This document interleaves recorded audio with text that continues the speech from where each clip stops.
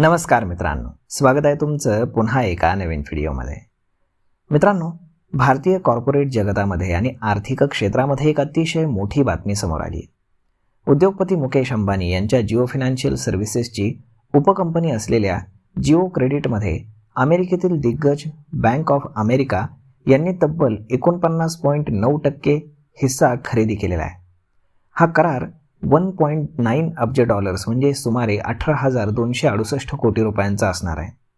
दोन्ही कंपनी यांनी या संदर्भामध्ये जॉईंट व्हेंचर करारावरती स्वाक्षऱ्या केल्याची माहिती त्यांनी शेअर बाजाराला दिलेली आहे. या कराराअंतर्गत बँक ऑफ अमेरिका प्रेफरन्शियल शेअर्सचं वाटप आणि वॉरंट्सच्या माध्यमातून जिओ क्रेडिटमध्ये गुंतवणूक करणार आहे. पहिल्या टप्प्यामध्ये बँक ऑफ अमेरिका 26.5% इक्विटी भाग भांडवल खरेदी करेल आणि पुढच्या टप्प्यामध्ये वॉरंट्सचा वापर करून ही हिस्सेदारी 49.9% वाढवण्यात येईल. कंपन्यांनी स्पष्ट केलं आहे की हा करार म्हणजे जिओ फायनान्शियलच्या डिजिटल नेटवर्कचा आणि भारतीय बाजाराच्या सखोल आकलनाचा बँक ऑफ अमेरिकेच्या जागतिक आर्थिक अनुभवाशी झालेला सुवर्ण संगम आहे. तसेच ही गुंतवणूक बँक ऑफ अमेरिकासाठी एक प्रमुख जागतिक बाजारातील धोरणात्मक वित्तीय गुंतवणूक आहे. त्यामुळे याकडे बँकेचा थेट रिटेल लोन व्यवसायातील प्रवेश म्हणून पाहू नये. अवघ्या 2 वर्षांपूर्वी सुरू झालेल्या जिओ क्रेडिटनं भारतीय कर्ज बाजारात स्वतःचा दबदबा निर्माण केला आहे. 30 जूनपर्यंत उपलब्ध माहितीनुसार जिओ क्रेडिटची ॲसेट अंडर मॅनेजमेंट 30,667 कोटी रुपयांपर्यंत पोहोचली आहे. कंपनीचं कर्ज वितरण हे 2.7 पटीनं वाढून 11,252 कोटी रुपये झाले. तर दुसऱ्या बाजूला पालक कंपनी असलेली जिओ फायनान्शियल सर्व्हिसेसनं चालू वित्त वर्षाच्या पहिल्या तिमाहीमध्ये 830 कोटी रुपयांचा निव्वळ नफा कमावला आहे, जो मागच्या याच वर्षीच्या तुलनेत 156% अधिक आहे.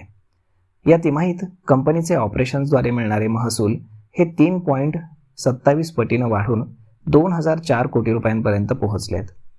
लाभांश वगळता कंपनीचं एकूण उत्पन्न हे 1,496 कोटी रुपये नोंदवलं गेलं आहे, जे वार्षिक आधारावरती 141% वाढ आपल्याला दर्शवतं. कंपनीच्या लोन बिझनेस व्यतिरिक्त जिओ पेमेंट्स बँकेने देखील दमदार कामगिरी केली आहे. जिओ पेमेंट्स बँकेचे एकूण उत्पन्न हे 83 कोटी रुपये झालं असून त्यामध्ये वार्षिक 7.5 पटीनं वाढ झाली आहे. बँकेतील एकूण ठेवी या 617 कोटी रुपयांपर्यंत गेल्या असून चालू आणि बचत खातेदारांची संख्या 39 लाखांवरती पोहोचली आहे. तर मग मित्रांनो, अशा पद्धतीने जागतिक स्तरावरील या महाकरारामुळे येत्या काही दिवसांमध्ये हा शेअर गुंतवणूकदारांच्या नजरेमध्ये राहण्याची शक्यता आहे. तर मग मित्रांनो, यावरती आपलं मत काय आणि हा जो करार आहे हा जिओ फायनान्शियलला कशा पद्धतीनं पुढे घेऊन जाईल हे तुम्ही आम्हाला कमेंट करून सांगायला बिलकुल विसरू नका. जर हा व्हिडिओ तुम्हाला आवडला असेल तर आपल्या जवळच्या मित्रमंडळींसोबत देखील हा व्हिडिओ तुम्ही शेअर करायला विसरू नका. धन्यवाद.